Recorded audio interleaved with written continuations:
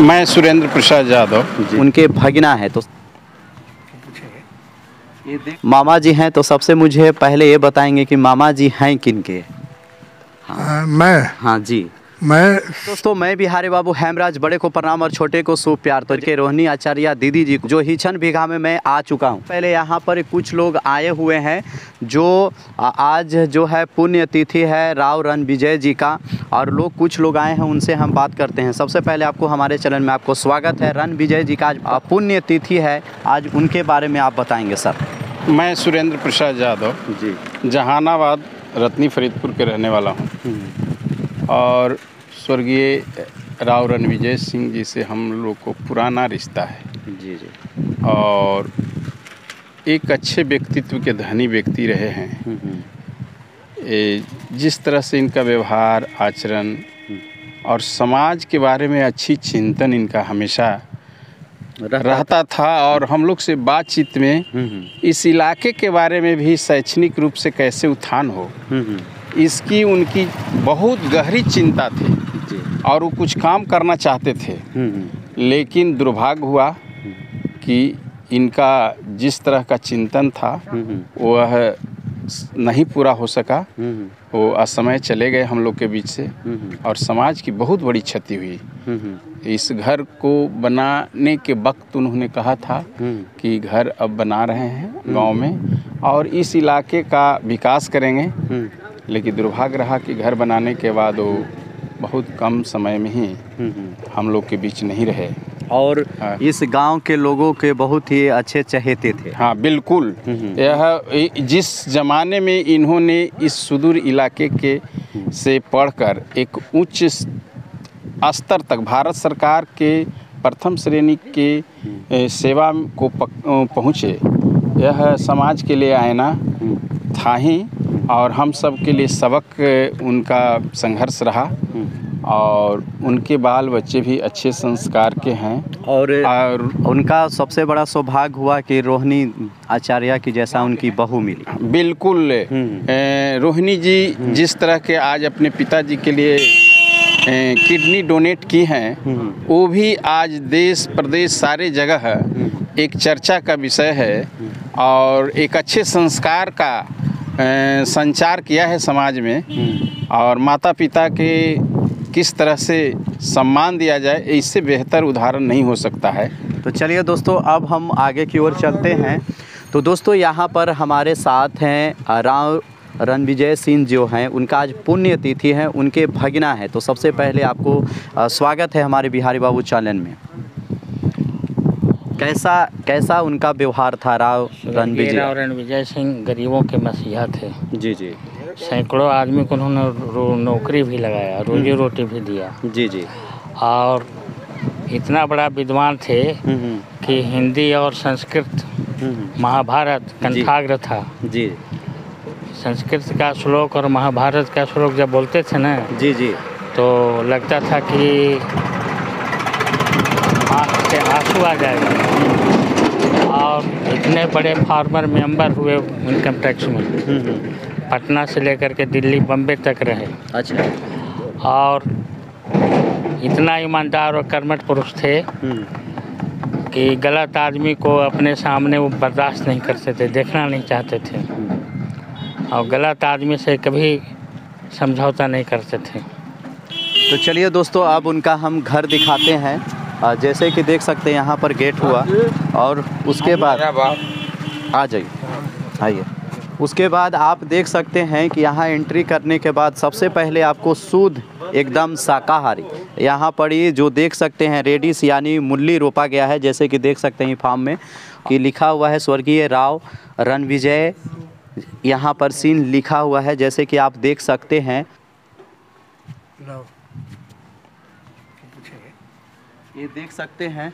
और इसी तरह से और मैं आपको बता दूं कि इसी तरह से कई लोगों ने यहाँ पर ये फूल जो हैं से चढ़ा रहे हैं और इनको जो गाथाएँ हैं, इनकी कहानी है, उनको याद कर रहे हैं। हम आपको और चीज़ें हम आपको दिखाने की कोशिश करते हैं। मामा जी हैं सबसे, यहाँ पर मामा जी हैं, तो सबसे मुझे पहले ये बताएंगे कि मामा जी हैं किनके?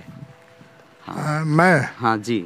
मैं डॉक्टर श्रीमती उषा सिंह के, हाँ हाँ मेरी जो बहन है जी जी वही मैं उन्हीं का मैं सबसे बड़ा भाई हूँ। भाई जी, मैं रावरण विजय सिंह को जी जी व्यक्तिगत रूप से जानता था।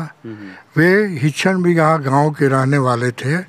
वे कभी भी सात्विक विचारधाराओं एवं मनुष्यों को एक साथ एक जात पात के गंढन से साथ में बांधकर उबारा करते थे। श्री रावण विजय सिंह एक दिन ऐसा अचानक भयंकर तूफान आया कि तूफान की लहरों में वो सारे परिवार छितिर बितिर होके रह गए। श्री रावण विजय सिंह का ऐतिहासिक इतिहास इस प्रकार से है। ये मजदूरों से हमेशा लगाव करते थे। उनके घर पर, उनके निवास पर उनके 2 कुत्ते रहते थे। वो हमेशा भौं भौं करते थे। मेरे बहनोई डंडा के थ्रू धीरे धीरे मारते थे, हंसाते से दुलार करते थे और प्यार करते थे। मेरे बहनोई पटना यूनिवर्सिटी से 1969 में इंग्लिश प्रस्थान में ग्रेजुएशन किए और वहाँ से वे कॉमर्स कॉलेज में इंग्लिश के व्याख्याता रहे। उसके बाद उन्होंने दिल्ली यूनिवर्सिटी में दिल्ली में जाकर आईएएस की पीटी की परीक्षा तैयारी की। कई वर्षों लग गया। सफलतापूर्वक उन्होंने लिखित एग्जाम दिया, लिखित साक्षात्कार किया, लिखित नोट्स बनाया और वे इतने बिहार भर में वे प्रथम श्रेणी में श्री रावण विजय सिंह नवनियुक्त आयकर आयुक्त राजस्व विभाग के थे। इनका मंत्रिमंडल दिल्ली में रहा करता था। एक मिनट। हाँ जी जी। उन्होंने बहुत गरीब, भूखों, लाचार आदमियों को उन्होंने नौकरी दी। शिक्षा के अनुसार उन्होंने सर्विस का योगदान कराया और जगह जगह पर घूमकर असामाजिक तत्वों को एक साथ लाने में वो मजबूती के साथ अपना कार्यों का निष्पादन किया। वे बहुत ही खुशहाली परिवार के रहते थे। वे हमेशा हंसते हंसाते रहते थे। वे सभी प्रचंडों के प्रख्यात विद्वान से श्री सिंह कहे जाते थे। उनका 2 लड़का और 1 लड़की है। पहला लड़का राव समरेश सिंह, पिता स्वर्गीय रावण विजय सिंह, ग्राम हिचन बिगहा, दाऊदनगर थाना के रहने वाले हैं। वे अत्यंत ही गरीब परिवार से आते थे। उनका सफ़र बहुत लंबा जीवन तैर कर किसी तरह पार कर वे अपना जीवन व्यतीत किया और अग्रसर हमेशा गरीबों का ख्याल रखते थे। अपनों से नहीं खाकर दूसरे गरीब व्यक्तियों को वे सदा खिलाते रहते थे और हमेशा तत्पर के साथ रहा करते थे। यही मेरी उनसे शुभकामनाओं के सहित अपना अभिभाषण समाप्त करता हूँ।